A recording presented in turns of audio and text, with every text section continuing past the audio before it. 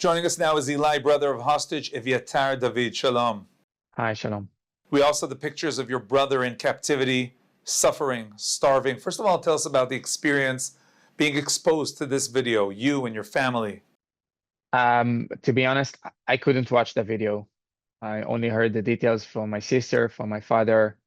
Me and my mom just couldn't watch it. I know that if I watch it, I'll collapse. And right now I need to be very focused to save Evyatar's life. We understand that he is dying. He is a human skeleton right now, being starving intentionally by the terrorists. And we have to make sure that in the past in the days ahead of us, immediately, as soon as possible, he needs to get treatment. He needs to get the proper treatment to save his life, because right now it's a matter of days.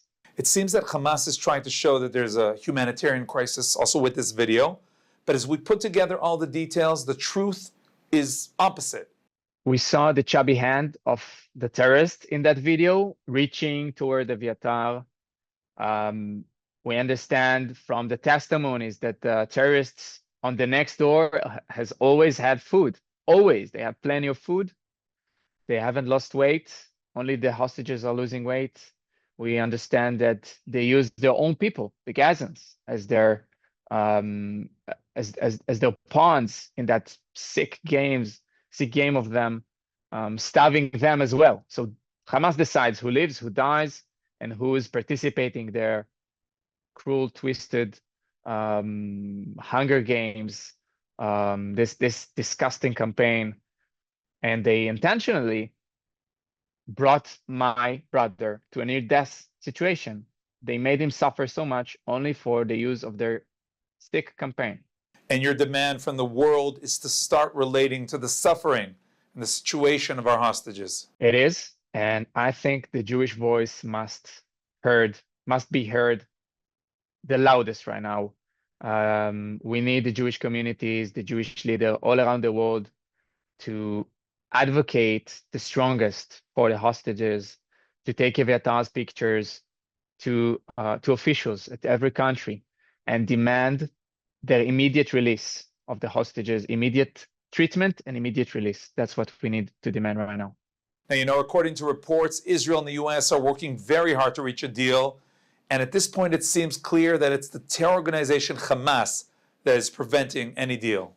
I believe that Prime Minister and the American government are cooking something right now. They are trying to use different strategies than what they tried so far in order to bring the hostages. They understand how cruel the enemy is.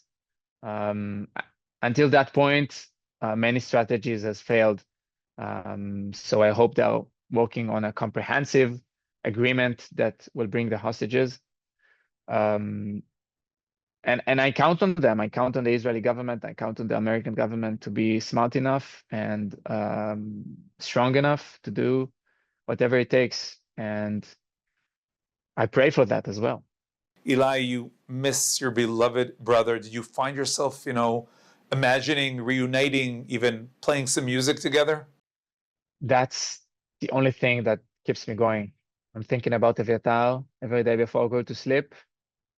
I manifest his return. I see him in my mind with his guitar, playing music, singing, me and him playing together like we did every Friday. We decided as family that we are not giving up. When we saw him on October 7th, we saw him already on Hamas propaganda videos being captured, terrified, looking straight into the camera.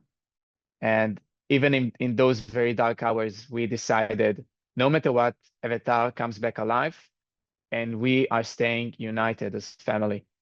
And we're going to bring him back alive on his feet, safe and sound. And seeing him like even in his darkest hour, in that tunnel, with tremendous pain all over his body, I'm sure that he hasn't lost hope. He has faith, because if he did not have faith, he wouldn't be alive anymore. So he is surviving for us to save him. And I'm sure there's going to be a good ending, hopefully soon. Ilay, we join your prayers for the return of Evyatar and all our hostages. Thank you very much. Thank you.